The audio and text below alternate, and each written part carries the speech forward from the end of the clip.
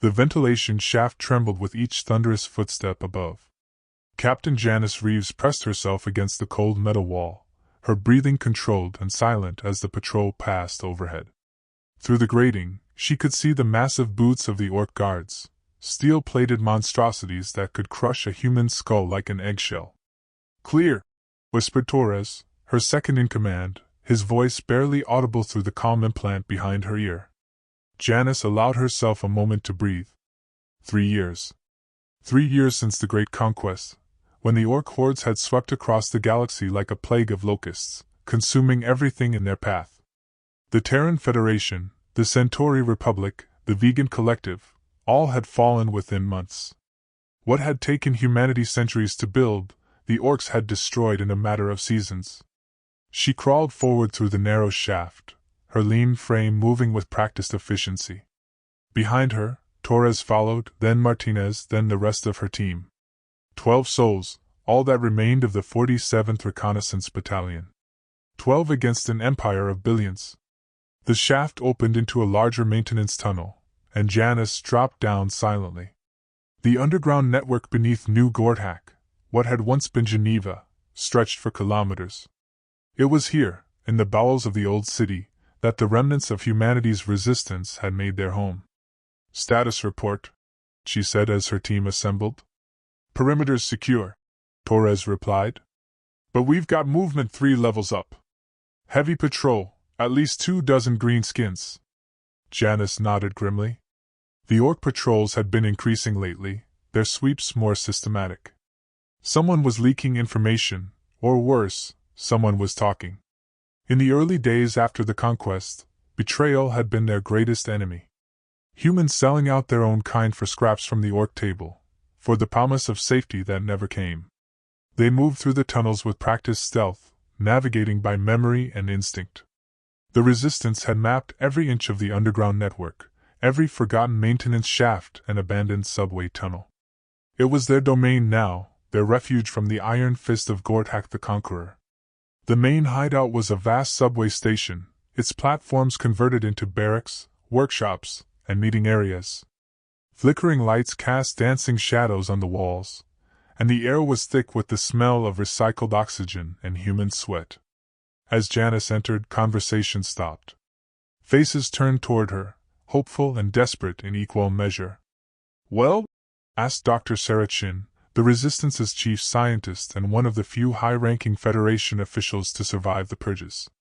Her once pristine lab coat was now stained and patched, her hair streaked with premature gray. "The weapons depot is real," Janice said, allowing herself a small smile. "And it's big." A murmur of excitement rippled through the crowd. For months they had been operating on scraps, jury-rigged explosives, ancient projectile weapons, whatever they could steal or salvage. The rumor of a hidden Federation weapons cache had seemed too good to be true. "How big?" asked Commander Harrison, the grizzled veteran who nominally led the Resistance Council. His left arm was gone, taken by an Orc blade during the fall of Mars Colony. "Big enough to arm every cell in the sector," Janice replied. "Plasma rifles, photon torpedoes, even some experimental tech I didn't recognize. But it's not going to be easy to get to." She activated the holo projector, and a 3-dimensional map materialized in the air. The weapons depot was located in the ruins of the old CERN facility, now transformed into an Orc stronghold. The facility was surrounded by guard towers, patrolled by war parties, and overseen by one of Gordhak's most trusted lieutenants, Urkai Commander Scar the Bloodfist. "Scar," Harrison muttered, his face darkening. "That bastard personally oversaw the massacre at New Tokyo. He's got a taste for human blood. Which is why we need to be smart about this," Janice said. "A frontal assault would be suicide. We need to get in, grab what we can, and get out before they know we're there." "And how exactly do you propose we do that?" asked Dr. Chen. "The facility is a fortress. Even if we could get past the perimeter, the depot itself is sealed with Federation-grade security locks." Janice smiled grimly. "Leave that to me. I've got a plan." The plan was audacious, borderline insane, and just crazy enough to work. Janice had learned long ago that the best way to hide in plain sight was to become part of the scenery. The Orcs had enslaved thousands of humans to work in their factories and mines, and slave transports moved through the city daily. "You're out of your mind," Torres said as they prepared in the equipment bay. "Even if you make it inside, how are you going to get to the depot? It's in the restricted zone." "One step at a time," Janice replied, adjusting the tattered slave tunic that would be her disguise. "First, we get inside. Then we improvise." The slave transport was a massive hover truck, its cargo bay packed with human workers heading to the Orc industrial complex. Janice had spent days observing the pattern, memorizing the guards' routines, identifying weaknesses in their security. The Orcs were powerful, but they were also arrogant. They saw humans as livestock, incapable of meaningful resistance. That arrogance would be their downfall. She slipped into the transport during a shift change, blending in with the stream of workers. The other slaves barely looked at her. After 3 years of occupation, they had learned to keep their heads down and their mouths shut. Hope was a luxury they couldn't afford. The journey to the complex took 20 minutes, winding through the ruins of the old city. Janice watched through the grimy windows as they passed familiar landmarks, now twisted and defiled by Orc architecture. The elegant spires of the Federation embassy had been torn down and replaced with crude stone towers. The botanical gardens had been turned into a training ground for Orc warriors. The transport shuddered to a halt outside the main gates of the complex.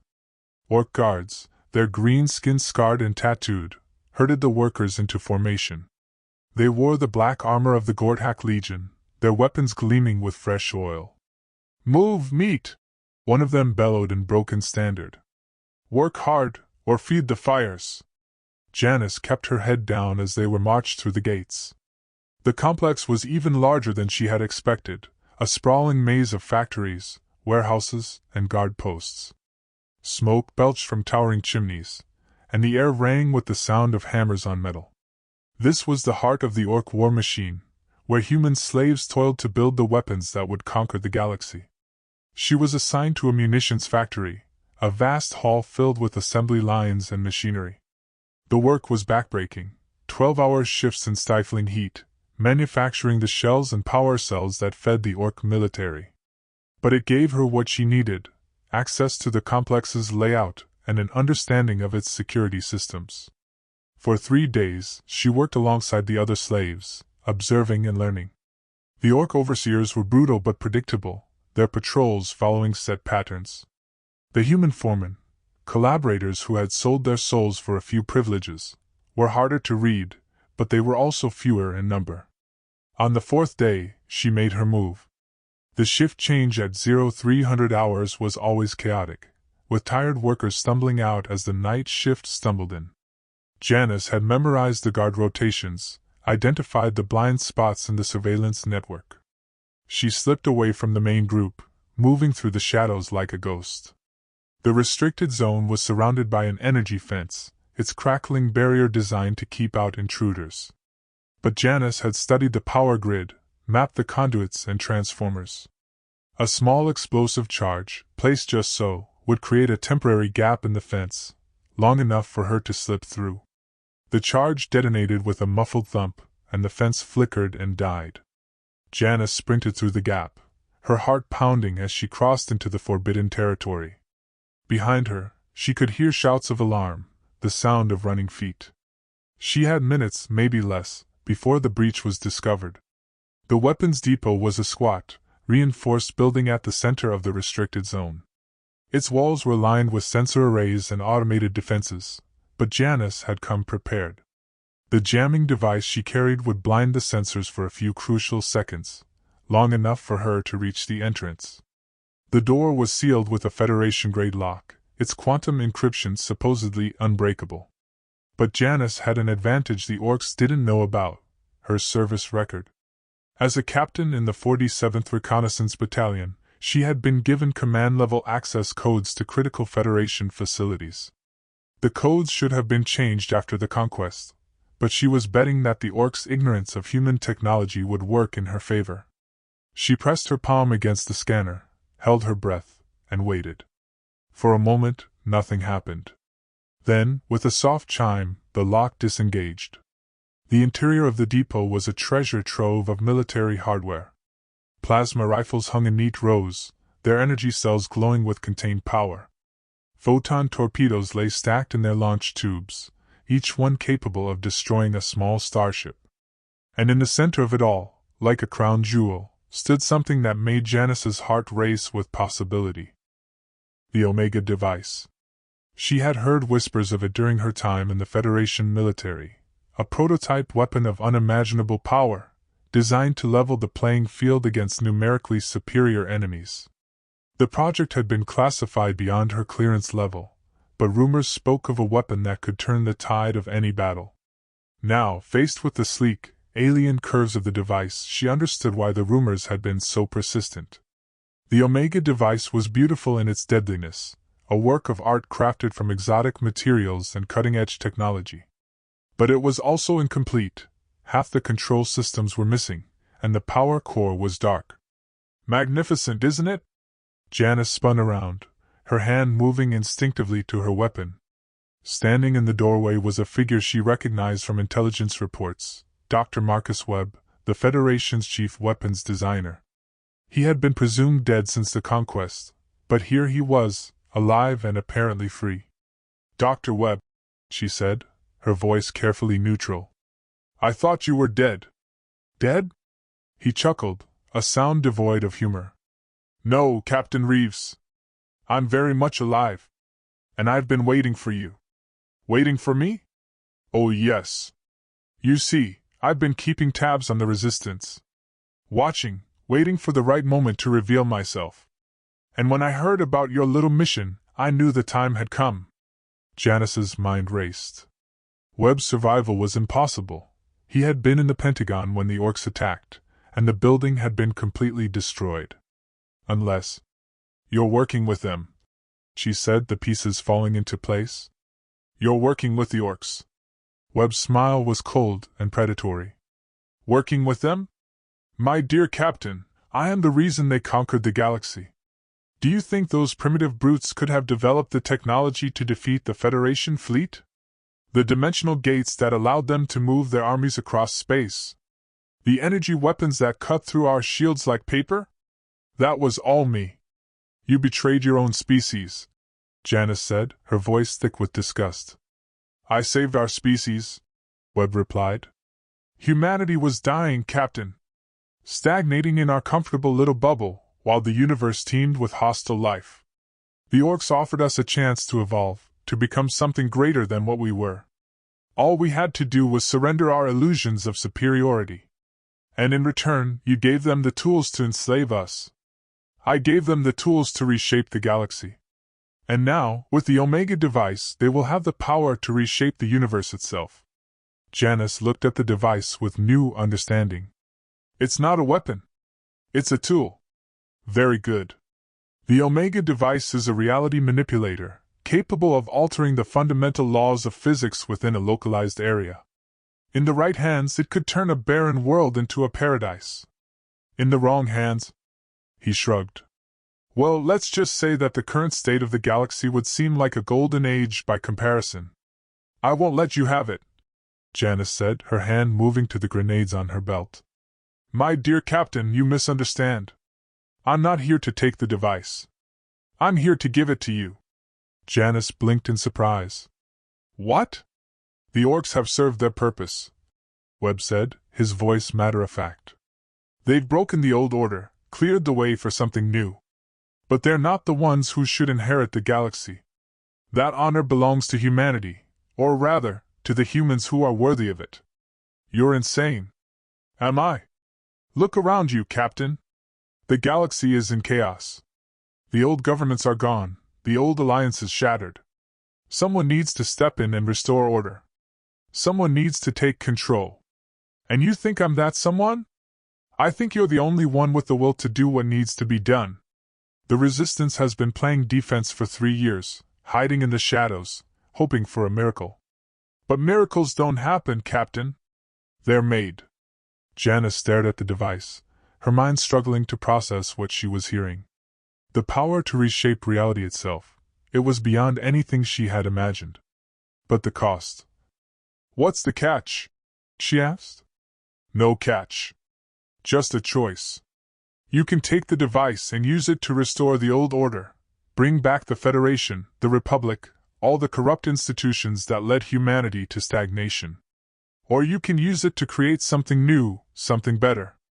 A human empire that spans the galaxy, ruled by strength and vision rather than committee and compromise." "And if I refuse?" Webb's smile faded. "Then you'll die here, and the device will go to someone else. Someone who may not share your humanitarian concerns." Before Janice could respond, alarms began blaring throughout the complex. The lights flickered and turned red, and the sound of marching feet echoed through the corridors. "It seems our conversation has been noticed," Webb said calmly. "You have perhaps 30 seconds before this place is swarming with Orc guards." "What's it going to be, Captain?" Janice looked at the Omega device, its alien curves reflecting the emergency lighting. She thought of the Resistance, hiding in their tunnels, slowly dying from despair and malnutrition. She thought of the millions of humans enslaved across the galaxy, their hope extinguished by Orc brutality. She thought of the future, not the future Webb envisioned, but the future she wanted to create. "I'll take it," she said. Webb nodded and handed her a small device. "The activation key? But remember, Captain, power without vision is just destruction. Use it wisely." The door burst open, and Orc guards poured into the room, their weapons raised. Janice dove behind a stack of crates as energy bolts seared the air around her. She could hear Webb shouting orders in the guttural Orc tongue, directing the guards away from the device. "This way, Captain," he called out. "There's a service tunnel behind the fusion core." Janice grabbed the Omega device. It was surprisingly light for something so powerful, and ran for the tunnel entrance. Behind her, the guards were shouting and firing wildly, their shots going wide in the confusion. She reached the tunnel just as the first Orc rounded the corner, its weapon trained on her back. The tunnel was narrow and dark, lit only by the emergency lighting. Janice ran blindly, the device clutched against her chest, the sound of pursuit echoing behind her. She could hear Webb's voice growing fainter, still giving orders to the guards. The tunnel opened into a maintenance shaft that led to the surface. Janice climbed quickly, her muscles burning from the effort. Above her, she could see stars through the grating, real stars, not the artificial lights of the complex. Freedom was just a few meters away. She burst out of the shaft into the cool night air, gasping and shaking. The complex was in chaos behind her, searchlights sweeping the grounds, guards running in all directions. But she was out, and she had the device. The extraction point was a kilometer away, in the ruins of an old church. She ran through the darkened streets, keeping to the shadows, avoiding the patrol routes she had memorized. The device seemed to pulse with inner light, as if it sensed her urgency. Torres was waiting for her at the rendezvous point, his relief obvious when he saw her emerge from the darkness. "Thank God," he said. "We heard the alarms. I thought you were dead." "Not yet," Janice replied. "But we need to move. The whole complex is stirring." They made their way back to the underground network, moving through the service tunnels and maintenance shafts that had become their highways. The journey took 2 hours, and by the time they reached the Resistance hideout, Janice was exhausted. But she was also elated. They had the device. They had a chance. The Resistance Council gathered in the old subway station's main chamber, their faces a mixture of hope and skepticism as Janice placed the Omega device on the makeshift table. Even in the dim lighting, the device seemed to glow with inner fire, its alien geometry both beautiful and terrifying. "This is it?" asked Commander Harrison, his weathered face creased with doubt. "This is supposed to save humanity?" "According to Dr. Webb, it's a reality manipulator," Janice explained. "Capable of altering the fundamental laws of physics within a localized area. If he's telling the truth, it could give us the power to level the playing field against the Orcs." Dr. Chen leaned forward, her scientific curiosity overriding her caution. "May I?" she asked, gesturing toward the device. Janice nodded, and Chin began her examination. She ran her scanner over the device's surface, taking readings and measurements. Her expression grew, increasingly amazed as she worked. "The energy signatures are off the charts," she murmured. "The quantum resonance patterns are unlike anything in Federation databases. If this is genuine..." "It's genuine," said a new voice from the chamber entrance. Dr. Webb stepped into the light, his hands raised in a gesture of peace. "And it's also incredibly dangerous in the wrong hands." The reaction was immediate. Harrison reached for his sidearm, while Torres and the other soldiers trained their weapons on the newcomer. Only Janice remained calm, though her hand rested on her pistol grip.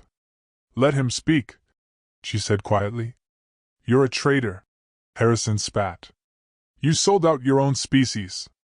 "I saved our species," Webb replied, his voice steady despite the weapons pointed at him. "But I didn't come here to debate philosophy. I came to warn you about what you're dealing with." "The device?" Dr. Chen said, her voice barely above a whisper. "It's not just a weapon, is it?" Webb shook his head. "The Omega device is a reality engine, capable of rewriting the fundamental constants of existence within a sphere of influence. In theory, it could turn a star into a flower, or transform a planet into pure energy. But the power required to operate it—" "What kind of power?" Janice asked. "Consciousness," Webb said simply. "The device feeds on conscious thought, on the will and intent of its operator. The stronger the will, the greater the effect. But there's a price. The device doesn't just use your consciousness, it transforms it. Changes you at the quantum level." "Changes how?" Harrison demanded. "That depends on the user. Some become gods, reshaping reality according to their whims. Others become monsters, their consciousness fragmented and twisted by the power they wield. And a few, a very few, remain human." The chamber fell silent as the implications sank in. The device wasn't just a weapon, it was a test, a trial by fire that would either elevate its user to godhood or destroy them utterly. "There's more," Webb continued. "The device has a limited operational window. Each use burns through its quantum matrix, degrading its ability to manipulate reality. After 10 uses, maybe 12, it becomes inert. Just an expensive paperweight. So we have to make our shots count," Janice said. "More than that. You have to decide what kind of future you want to create. Because once you start using the device, there's no going back. The changes it makes to reality are permanent." Dr. Chen looked up from her scans. "The quantum resonance patterns are deteriorating. If we're going to use this, we need to do it soon. The device is already showing signs of instability." Harrison stood and began pacing, his prosthetic arm whirring softly. "This is insane. We're talking about gambling the fate of humanity on an alien device we don't understand." "The fate of humanity is already decided," Webb said quietly. "The Orcs have won. They control the galaxy, and their grip grows stronger every day. Your resistance is dying, Commander. You know it, and so does everyone else in this room." "Then what do you suggest?" Janice asked. "Use the device to level the playing field. Start small, destroy an Orc stronghold, free a slave camp. Show the galaxy that humanity isn't beaten. Give people hope again. And then? Then you make the hard choices. Do you use the device to restore the old order, or do you create something new? Do you become the saviors of humanity, or its new masters?" The question hung in the air like a curse. Janice looked around the chamber, seeing the faces of the Resistance members, tired, desperate, clinging to hope by their fingernails. They had been fighting for 3 years, and what did they have to show for it? A few dozen survivors hiding in the ruins of their former civilization. "I need time to think," she said finally. "Time is the one thing we don't have," Webb replied. "The Orcs are already mobilizing. They know the device is gone, and they're turning the galaxy upside down looking for it. Every minute we delay is another minute they have to prepare. Then we need to move," Harrison said. "Get the device somewhere safe, somewhere we can study it properly." "No," Janice said, her voice firm. "We're not running anymore. We're going to use it.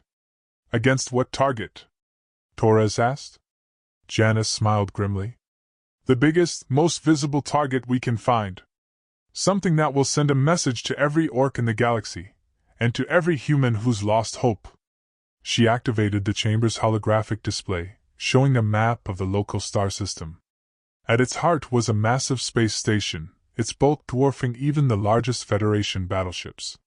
It was the Blood Fist, Scar's personal flagship and the command center for the orc occupation of the sector.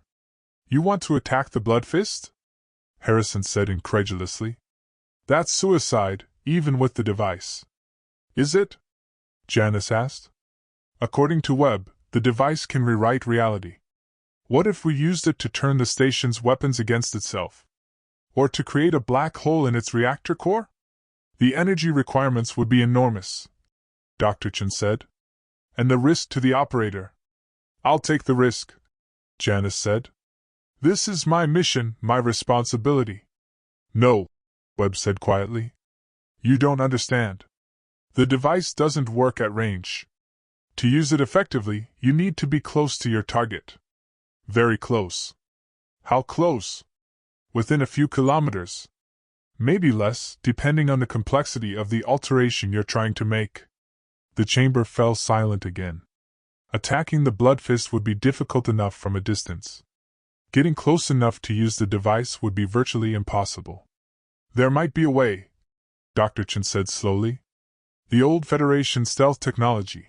If we could modify a shuttle with quantum dampeners, we might be able to get close enough. Might being the operative word, Harrison said. And even if we succeeded, how would we get out? The station would be swarming with fighters. We wouldn't, Janice said simply. This is a one-way mission. Then I'm going with you, Torres said. No. This is something I have to do alone. Like hell it is, Harrison said. If you're determined to go through with this insane plan, you're not going alone. We're all in this together. Janice looked around the chamber, seeing the determination in their faces. These people had followed her through 3 years of hell, trusting her judgment even when it seemed hopeless. They deserved better than to die in a futile gesture. But they also deserved hope. And sometimes, hope required sacrifice. All right, she said. But we do this my way. Small team, minimum risk. And if something goes wrong, the mission continues. What about the device? Dr. Chen asked. If you're killed, who takes over? The device stays with me, Janice said. If I fall, the mission is over. But if I succeed... She paused, thinking about Webb's words. If I succeed, everything changes. The modified shuttle hung in the shadow of a dead asteroid, its quantum dampeners rendering it invisible to most sensors.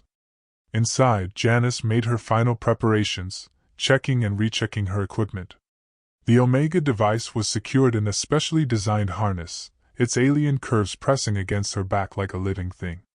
Final systems check, Torres said from the pilot's seat. Despite her protests, he had insisted on coming along. Stealth field is holding steady, and the dampeners are functioning within normal parameters. Life support? Sufficient for 12 hours. After that. He shrugged. Janice nodded. 12 hours would be more than enough. Either they would succeed in their mission, or they would be dead. The Blood Fist loomed ahead of them, a massive construct of metal and malice. It was shaped like a clenched fist, its knuckles bristling with weapon batteries and shield generators. Fighter bays opened like mouths along its flanks, disgorging patrols of Orc interceptors. The station was a monument to Orc brutality, a symbol of their dominance over the galaxy. It was also home to nearly 1 million souls, Orcs, humans, and other species enslaved by the Gortak Empire. The thought of all those lives weighed heavily on Janice's mind. Using the device against the station would almost certainly kill them all. Second thoughts? Torres asked, reading her expression.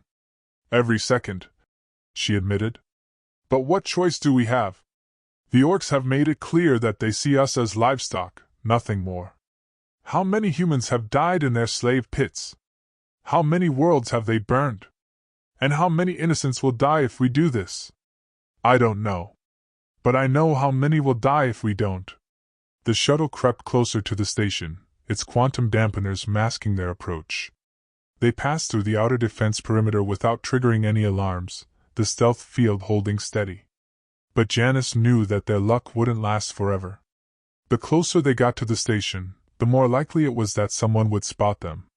1 kilometer and closing, Torres reported. Still no response from the station. Get us as close as you can, Janice said. I need to be within 500 meters to be sure the device will work.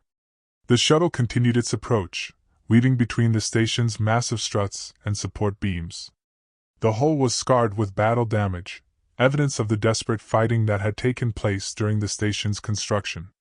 Janice could see human bones embedded in the metal, the remains of slaves who had died during the building process. 300 meters, Torres said. This is as close as I can get without risking detection. Janice activated the device, feeling its alien presence in her mind. The activation key Webb had given her was a small crystal that seemed to resonate with her thoughts. As she touched it, the device came to life, its surface glowing with inner fire. The sensation was indescribable. It was like having her consciousness expanded to encompass the entire universe, like being able to see and touch the fundamental forces that held reality together.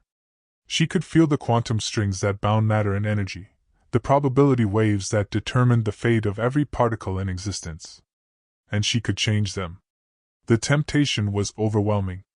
With the device, she could reshape the galaxy according to her will. She could eliminate the Orcs entirely, or transform them into something harmless. She could bring back the dead, reverse the conquest, restore the old order. But she could also destroy everything. The power flowing through her was intoxicating, but it was also dangerous. She could feel it changing her, transforming her consciousness into something alien and vast. If she wasn't careful, she would lose herself entirely. Janice, Torres said urgently. We're getting scanned. They know we're here. She forced herself to focus, to channel the device's power toward a specific goal. The station's main reactor was located at its center, a massive fusion plant that provided power to the entire complex. If she could destabilize it, create a cascade failure. The change was instantaneous. One moment, the reactor was operating normally. The next, its containment fields began to fluctuate, its plasma conduits overloading. Alarms began blaring throughout the station as the Orcs realized what was happening. They're launching fighters, Torres reported. 20 interceptors incoming. Get us out of here, Janice said, but her voice sounded strange to her own ears. The device was still active, still changing her. She could feel her consciousness fragmenting, splitting into multiple streams of awareness. The shuttle accelerated away from the station, its engines burning at maximum power. Behind them, the Blood Fist was beginning to break apart, its hull cracking as the reactor containment failed. Explosions rippled across its surface, and debris began spinning away into space. But the station was so massive that its destruction would take time. The Orcs had built it to withstand almost anything, including a reactor failure. They would have precious minutes to evacuate, to escape in their ships. Unless she did something more. Janice reached out with the device again, this time targeting the station's artificial gravity generators. She reversed their polarity, turning them from attractors into repulsors. The effect was immediate and catastrophic. The station's hull began to expand, its structural integrity failing as the artificial gravity tore it apart from within. Jesus! Torres breathed. Look at that! The Blood Fist was disintegrating, its massive bulk coming apart like a flower blooming in reverse. Hull plates spun away into space, taking with them the fighters that had been pursuing them. The station's death throes were visible across the star system, a brilliant explosion that would be seen from a dozen worlds. But the cost was enormous. Janice could feel the device burning through her consciousness, consuming her thoughts and memories. She was losing herself, becoming something else. The human part of her mind screamed in protest, but the alien presence was too strong. Janice! Torres was shaking her, his face twisted with concern. Come back to me! She blinked, struggling to focus. The device was still active, still changing her. She could feel it reaching out, seeking other targets, other changes to make. The temptation to use it again was overwhelming. I have to shut it down," she said, her voice barely recognizable. "How?" "I don't know." She looked at the activation key, its crystal surface now dark and lifeless. I think it's too late." The shuttle was clear of the station now, racing toward the edge of the system. Behind them, the Blood Fist continued its death spiral, its wreckage spreading across millions of cubic kilometers. The Orc fleet was in chaos, their commanders unsure how to respond to the unprecedented attack. But Janice barely noticed. She was fighting a battle inside her own mind, struggling to maintain her identity against the device's transformative power. She could feel herself changing, becoming something that was no longer entirely human. "The device?" she said suddenly. "We have to destroy it." "What?" "It's still active. Still changing me. If I don't destroy it, I'll lose myself completely." Torres looked at her with growing alarm. "How do we destroy it?" "I don't know. But we have to try."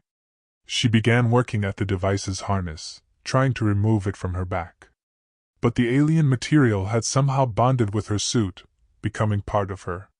"It's too late," she said, her voice filled with despair.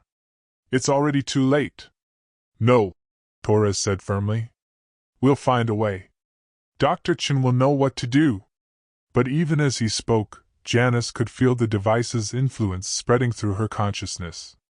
She was becoming something else, something vast and alien. The human part of her mind was fading, replaced by patterns of thought that were incomprehensible to her former self. The shuttle's communications system crackled to life. "This is Resistance Base to Shuttle 1. Please respond." Torres grabbed the microphone. "Shuttle 1 to base. Mission accomplished. The Blood Fist is destroyed. Confirmed. We're reading massive explosions across the system. Are you both all right?" Torres looked at Janice, seeing the alien glow in her eyes. We're coming home." But as they flew toward their distant rendezvous point, Janice wondered if she would still be human when they arrived.